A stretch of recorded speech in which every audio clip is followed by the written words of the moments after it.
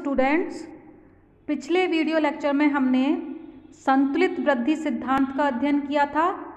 इस video lecture में हम असंतुलित वृद्धि सिद्धांत अनबैलेंस्ड ग्रोथ थ्योरी का अध्ययन करेंगे। विद्यार्थियों, जैसा कि मैंने पिछले वीडियो में भी बताया था कि असंतुलित वृद्धि सिद्धांत का समर्थन H.W. Singer, C.P. किंडलवर्गर, पॉल स्ट्रीटन तथा W.W. रोस्टोव ने किया है, किंतु इस सिद्धांत की क्रमबद्ध व्याख्या करने का श्रेय A.O. हर्शमैन को जाता है। विद्यार्थियों, ऐतिहासिक दृष्टि से देखा जाए तो पता चलता है कि पश्चिमी देशों में असंतुलित वृद्धि की रणनीति को अपनाया गया। 19वीं शताब्दी में रेल निर्माण, 20वीं शताब्दी में नदी घाटी परियोजना असंतुलित वृद्धि के उदाहरण हैं। इंग्लैंड में औद्योगिक क्रांति और भारत में ग्रीन रेवोल्यूशन भी असंतुलित विकास के नमूने हैं। इन क्षेत्रों का विकास संतुलित वृद्धि के अनुरूप नहीं था। विभिन्न क्षेत्रों में संतुलन असंतुलनों के क्रम का परिणाम है जो लगातार पैदा किए गए।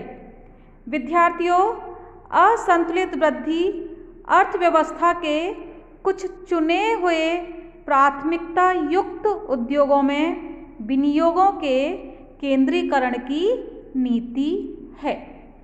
यानी असंतुलित विकास का अर्थ है कि किसी अर्थव्यवस्था के सभी क्षेत्रों का एक साथ विकास ना करके कुछ चुने हुए प्रमुख क्षेत्रों का गहन विकास करना। विद्यार्थियों, असंतुलित विकास नीति को हर्शमैन ने अपनी पुस्तक the strategy of economic development में इसका विश्लेषण किया है। इसकी विकास रणनीति और व्यवहारिकता का विश्लेषण A.O. हर्शमैन ने किया है।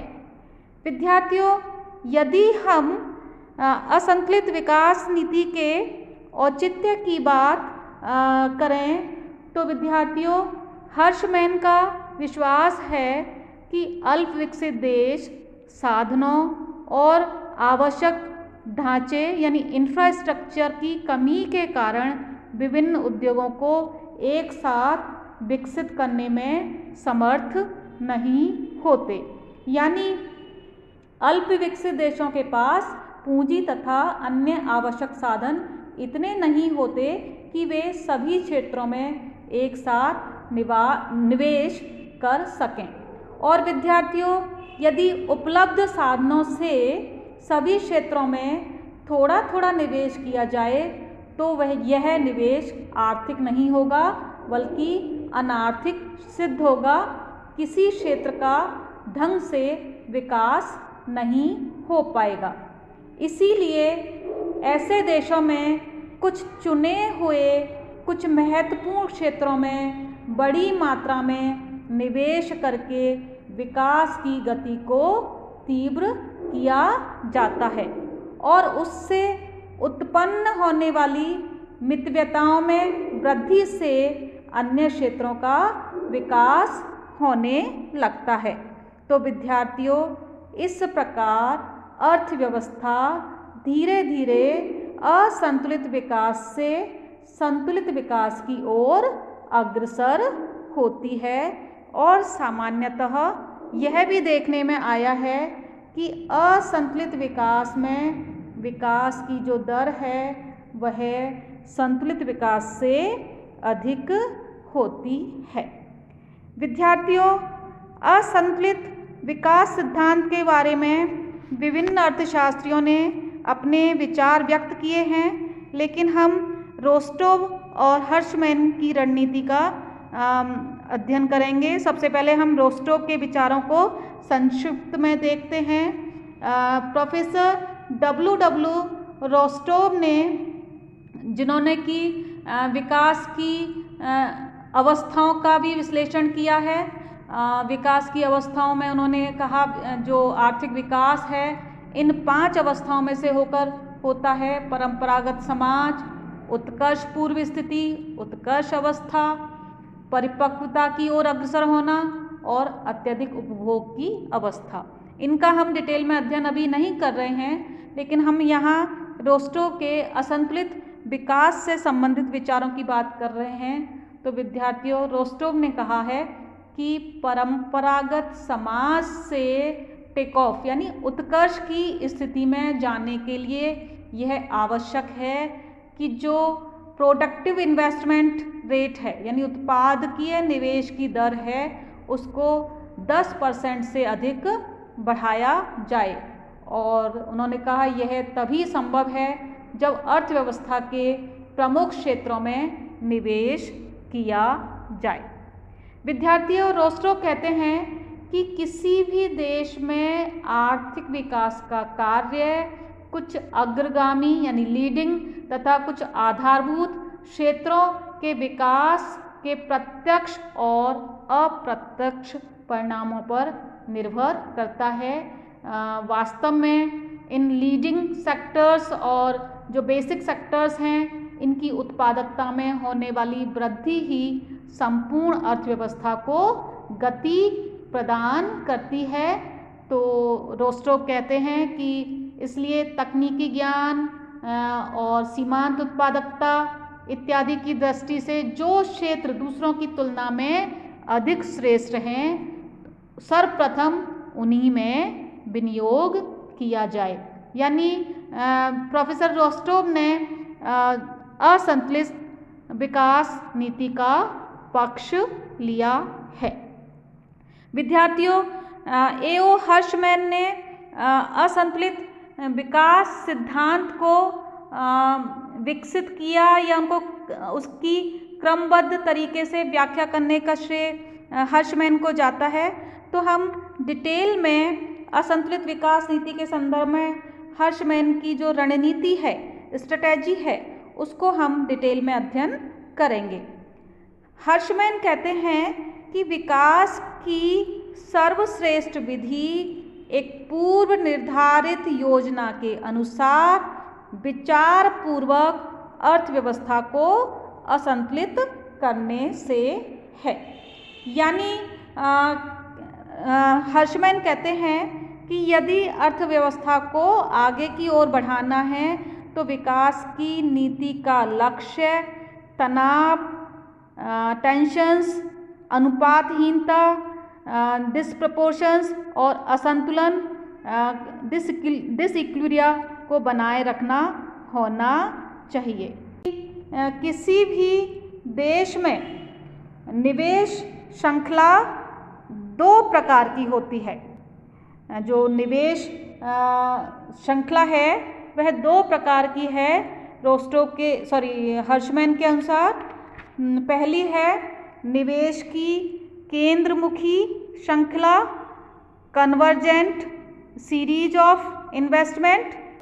इसको हम ऐसे समझ सकते हैं कि जब भी कोई नई परियोजना आरंभ होती है तो वे अपनी प्रचलित परियोजनाओं के द्वारा पैदा की गई बाहरी बचतों का उपयोग करती हैं तथा नई बाहरी बचतें इकोनॉमीज पैदा करती हैं जिनका प्रयोग आगामी परियोजनाएं करती हैं। और इस प्रकार बाहरी बचतों की उत्पत्ति तथा उपयोग का सिलसिला चलता रहता है।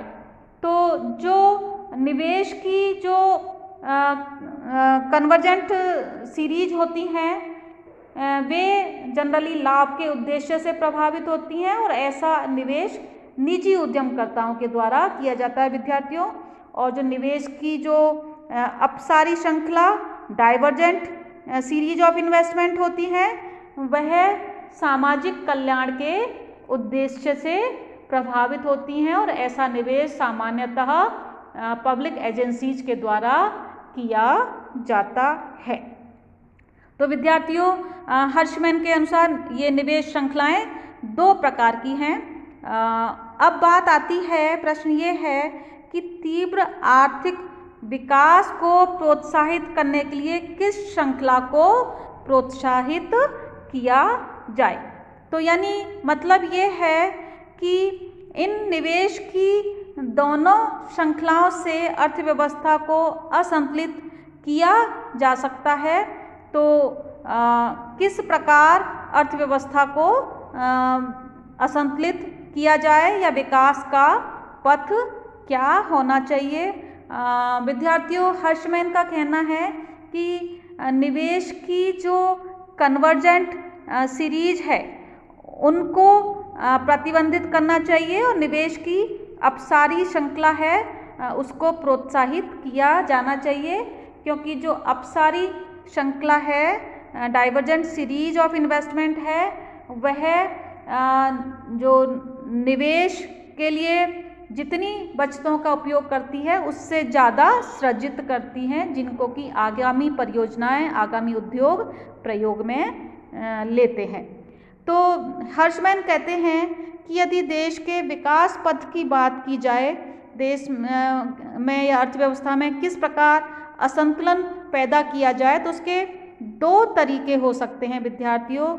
एक तो है सामाजिक ऊपरी पूंजी से अर्थव्यवस्था को असंतुलित करना, यानी unbalancing the economy with SOC, social overhead capital. SOC means आधारभूत संरचनाएं, वे आधारभूत सेवाएं जिनके बिना जो प्राथमिक, द्वितीयक और तृतीयक आर्थिक क्रियाएं काम नहीं कर सकती। यानी इनका मतलब है, SOC का मतलब है शिक्षा, स्वास्थ्य, संचार, परिवहन, जल, विद्युत आदि क्रियाओं में निवेश, सोशल ओवरहेड कैपिटल। तो पहला तरीका तो है कि SOC में निवेश करके अर्थव्यवस्था को असंतुलित किया जाए। जब SOC में निवेश किया जाएगा तो उससे निजी निवेश प्रोत्साहित होगा, डायरेक्ट प्रोडक्टिव एक्टिविटीज में निवेश प्रोत्साहित होगा। विद्यार्थियों, डायरेक्ट प्रोडक्टिव एक्टिविटीज से मतलब है कि निर्माण क्रियाएं जो कि व्यापार और वाणिज्य से रिलेटेड होती हैं, नए उद्योगों से रिलेटेड होती हैं। तो इसका कारण ये है कि जब निवेश, जैसे बिजली पैदा करने के लिए किया जाए तो बिजली उससे सस्ती होगी, उससे नए उद्योगों को स्थापित करने में मदद मिलेगी और व्यापार और वाणिज्य बढ़ेगा। तो SOC के द्वारा अर्थव्यवस्था में असंतुलन पैदा करने से जो DPA है उसमें निवेश बढ़ता है। विद्यार्थियों, निवेश का यह क्रम यानी SOC से DPA हर्षमैन के अनुसार दबाव मुक्त निवेश, प्रेशर रिलीविंग इन्वेस्टमेंट कहलाता है। इसका मतलब ये है कि इससे जो डायरेक्ट प्रोडक्टिव एक्टिविटीज़ हैं उनमें निवेश बढ़ेगा, क्योंकि अर्थव्यवस्था में आधारभूत संरचना का ढांचा तैयार हो चुका होता है। इसलिए निजी उद्योगपतियों के लिए लाभ की प्रेरणाएं पैदा हो जाती हैं। तो इससे क्या होगा विद्यार्थियों कि एक तरफ तो उत्पादन क्षेत्रों की उत्पादकता बढ़ेगी और दूसरी तरफ उद्योगों की उत्पादन लागत भी घट जाती है। इसलिए SOC में निवेश से कृषि, व्यापार और उद्योगों को बढ़ावा मिलता है। इसे हर्षमैन ने SOC की अतिरिक्त क्षमता द्वारा आर्थिक विकास किया है, development bye access capacity of SOC। उन्होंने इस मार्ग को ये नाम दिया है SOC की अतिरिक्त क्षमता के द्वारा विकास। विद्यार्थियों, दूसरा तरीका जो अर्थव्यवस्था में असंतुलन जिसके द्वारा लाया जा सकता है, वह दूसरा तरीका हर्षमैन के अनुसार है प्रत्यक्ष उत्पादक क्रियाओं से अर्थव्यवस्था को असंतुलित करना, यानी unbalancing the economy with DPA, यानी हम पहले प्रत्यक्ष उत्पादक क्रियाओं में निवेश करें, यानी पहले हम जैसे निर्माण उद्योगों में निवेश करें। यदि कोई सरकार SOC में निवेश करने की बजाय DPA में निवेश करना चाहती है तो क्या होगा, इससे क्या होगा विद्यार्थियों, जो उत्पादन की लागतें बढ़ जाएंगी क्योंकि SOC का अभाव है। तो इससे क्या होगा विद्यार्थियों कि कुछ समय पश्चात जो इससे पॉलिटिकल प्रेशर्स क्रिएट होंगे, किस चीज़ के लिए, SOC में निवेश को उत्तेजित करने के लिए राजनीतिक दबाव पैदा होते हैं। तो इस क्रम को हर्शमैन के द्वारा दबावपूर्ण निवेश, प्रेशर क्रिएटिंग इन्वेस्टमेंट कहा जाता है। तो विद्यार्थियों, ये जो दूसरा तरीका है इसको हर्शमैन ने SOC की कमी के द्वारा विकास, development via shortage of SOC कहा है। विद्यार्थियों, अगर हम पहले DPA में निवेश करके अर्थव्यवस्था को असंतुलित करते हैं तो इससे जो उत्पादन लागत बढ़ती है, कीमत स्तर भी बढ़ता है और निवेश के लिए अनिश्चित और प्रतिकूल वातावरण भी पैदा होता है और विकास प्रक्रिया में बाधा उत्पन्न होती है। और अनिश्चित वातावरण को दूर करने के लिए SOC में निवेश हेतु राजनीतिक दबाव की आवश्यकता होती है। तो यदि राजनीतिक दबाव प्रभावपूर्ण है तो सरकार SOC को पैदा करने और मूलभूत सेवाओं में विस्तार के लिए निवेश कर सकती है।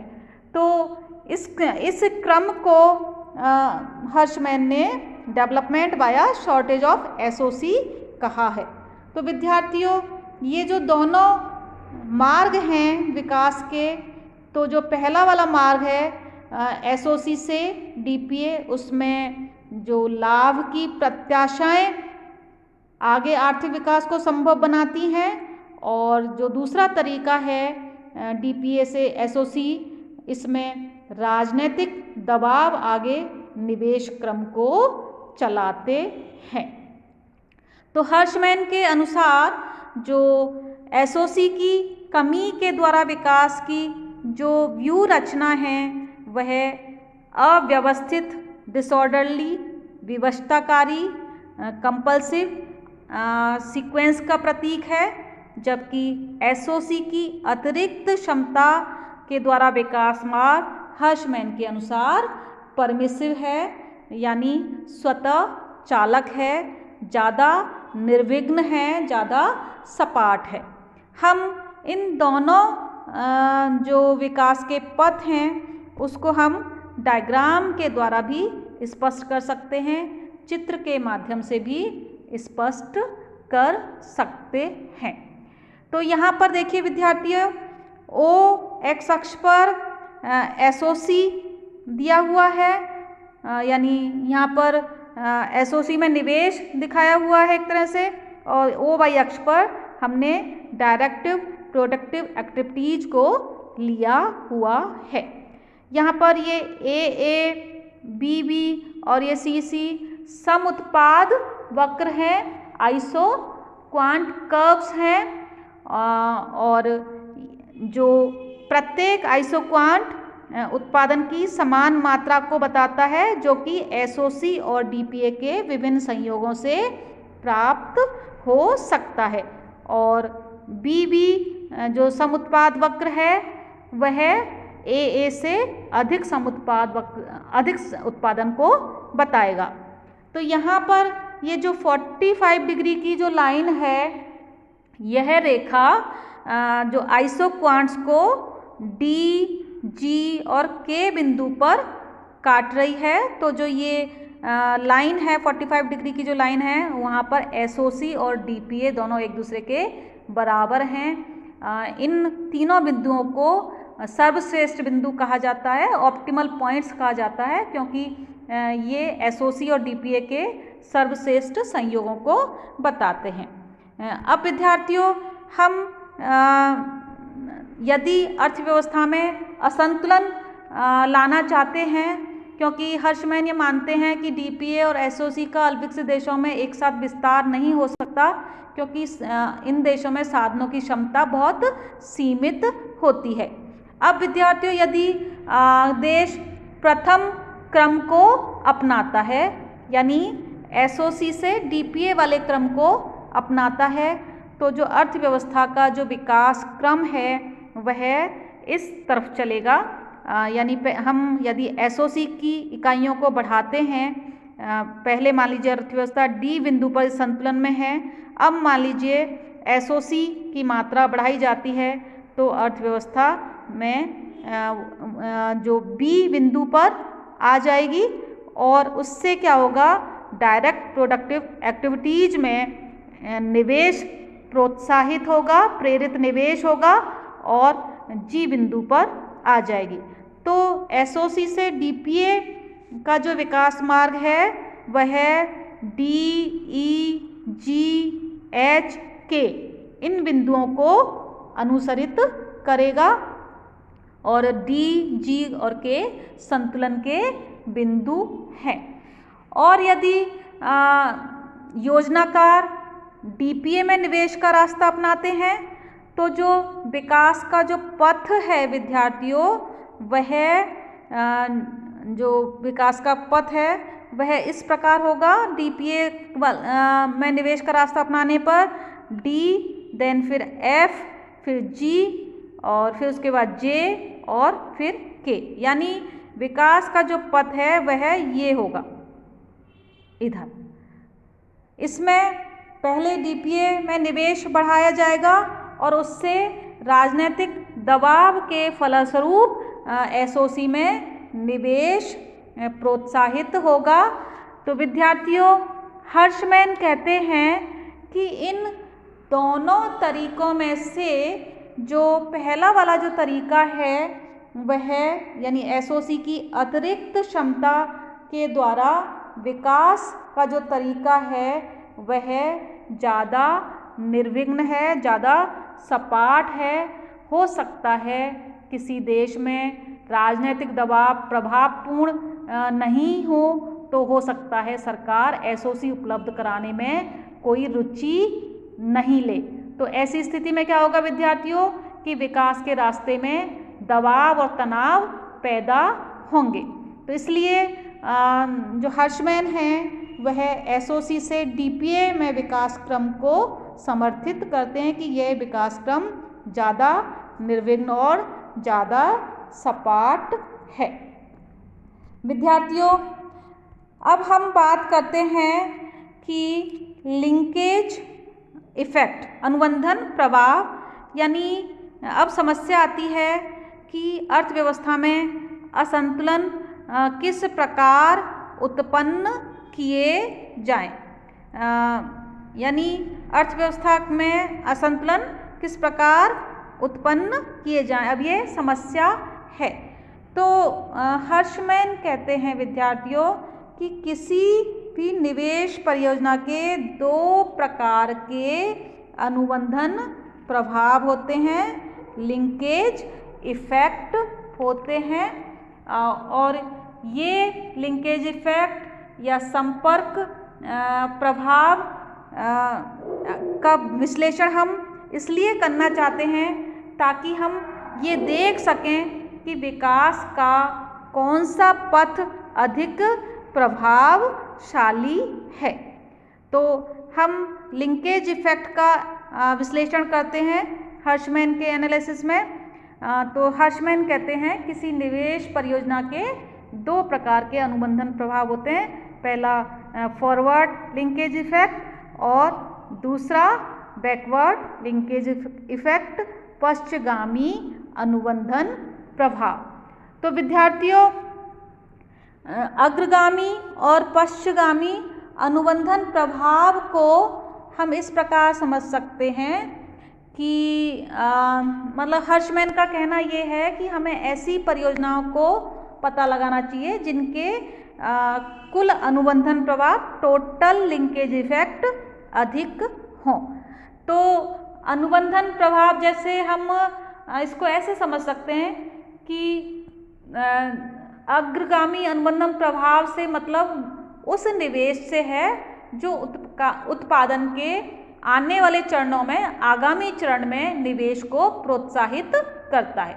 जैसे हर्षमैन ने लोहा एवं इस्पात उद्योग का उदाहरण जैसे दिया है कि यदि लोहा या इस्पात उद्योग में निवेश किया जाता है तो वो इस उद्योग में निवेश आगे स्टील, फर्नीचर, मोटर गाड़ी उद्योग में निवेश को प्रोत्साहित करेगा, क्योंकि ये उद्योग लोहे और स्टील को अपने पदार्थों के निर्माण में कच्चे माल के रूप में प्रयुक्त लाते हैं। और बैकवर्ड लिंकेज इफेक्ट, पश्चगामी अनुबंधन प्रभाव का मतलब है उस निवेश से है जो उत्पादन के पिछले चरणों में निवेश को प्रोत्साहित करता है।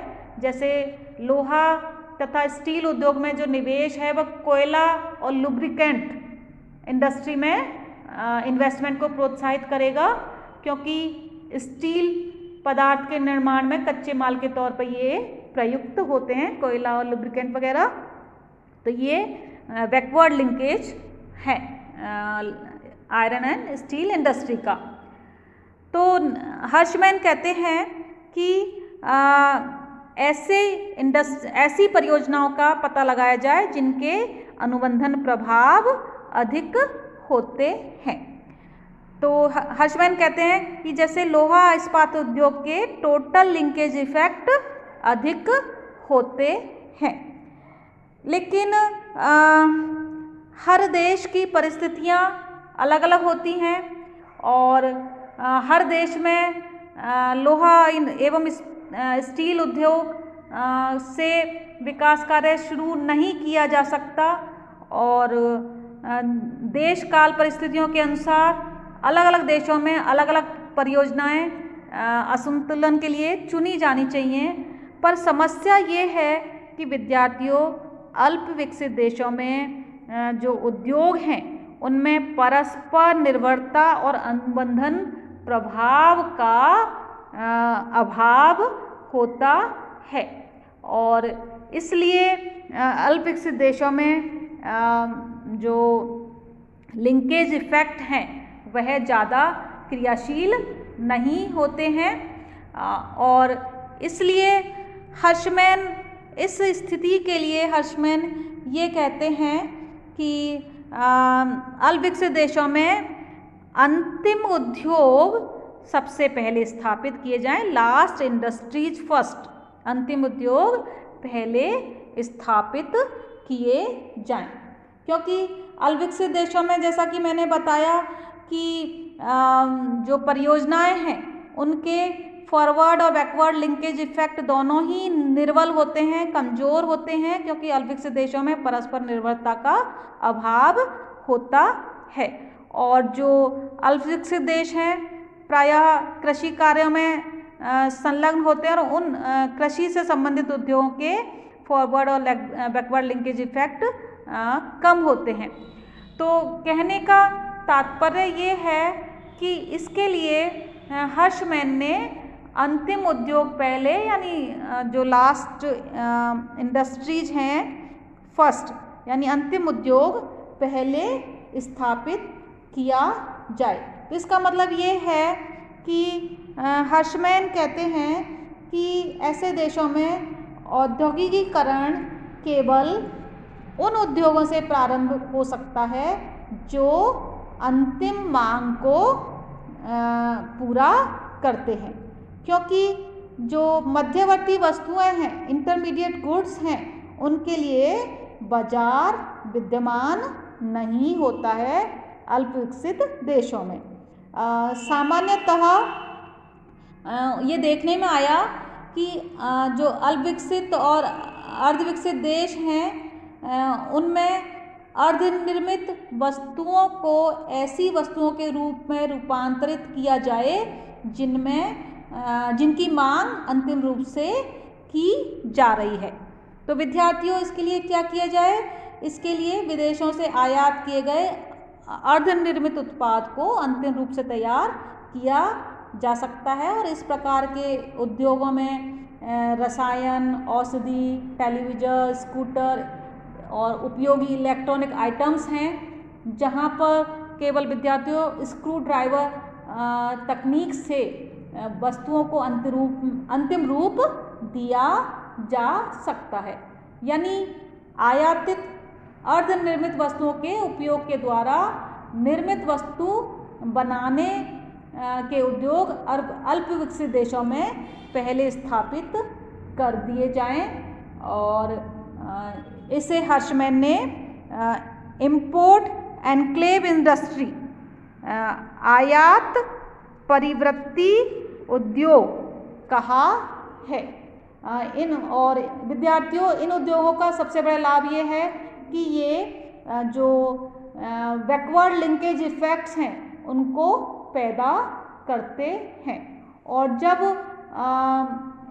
अल्प विकसित देशों में उद्योगों का विकास हो जाए, बैकवर्ड लिंकेजेज का विकास हो जाए, तो इन उद्योगों के या मांग का विस्तार हो जाए, तो इन उद्योगों की पीछे की श्रृंखलाएं स्थापित की जा सकती है।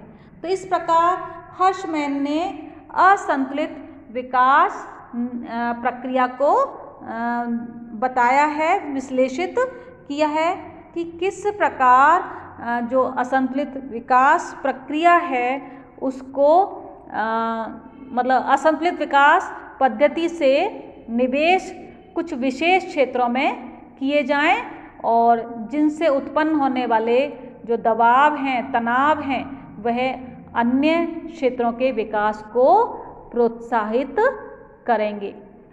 तो विद्यार्थियों, ये हर्शमैन की असंतुलित विकास रणनीति है।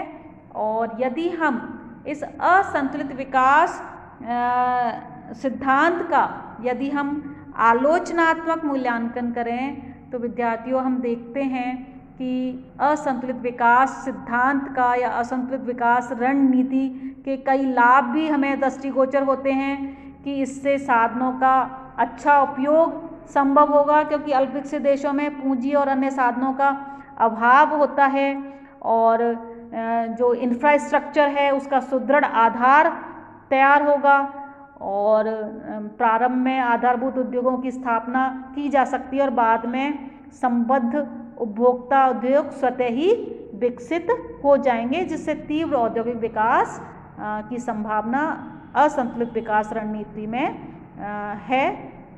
और जो औद्योगिक विकास का जो स्वरूप है वह भी स्थायी होगा, क्योंकि जो परियोजनाएं प्रारंभ में शुरू की जाएंगी वे दीर्घकाल में प्रतिफल देती हैं और बाद में देश की औद्योगिक नींव को मजबूत करके अर्थव्यवस्था को आत्मनिर्भरता भी दे सकती हैं।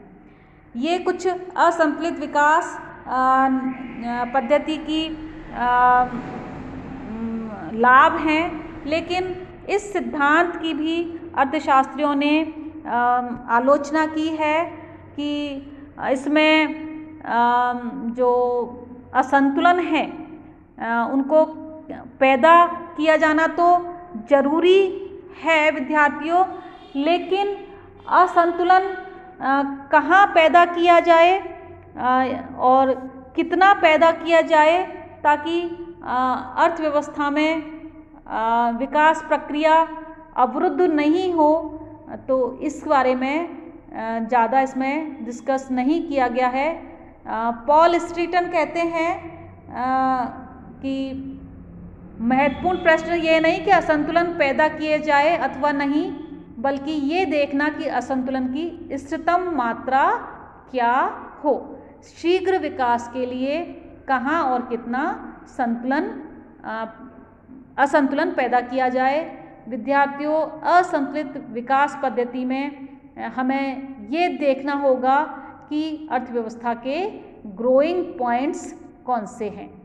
तो असंतुलित विकास की जो संरचना है उसमें असंतुलित विकास की जो रणनीति है उसमें विकास की संरचना, दिशा और संचालन इत्यादि पर उचित ध्यान नहीं दिया गया है। इसके अलावा विद्यार्थियों, ये सिद्धांत विकास प्रेरणाओं पर, विस्तार की प्रेरणाओं पर तो ध्यान देता है, लेकिन असंतुलित विकास के कारण उत्पन्न होने वाले प्रतिरोधों की, बॉटलनेक्स की उपेक्षा कर देता है। और इसके अलावा जब अर्थव्यवस्था में महत्वपूर्ण पूंजीगत परियोजनाओं में निवेश किया जाता है बड़ी भारी मात्रा में, तो उससे लोगों की मौद्रिक आय बढ़ जाती है और उपभोक्ता वस्तुओं की मांग भी बढ़ेगी, लेकिन उनकी पूर्ति मांग की तुलना में नहीं बढ़ पाती। तो विद्यार्थियों, इस रणनीति में जो इन्फ्लेशनरी प्रेशर्स हैं, स्फीतिक दबाव हैं, उनके उत्पन्न होने की संभावना बनी रहती है।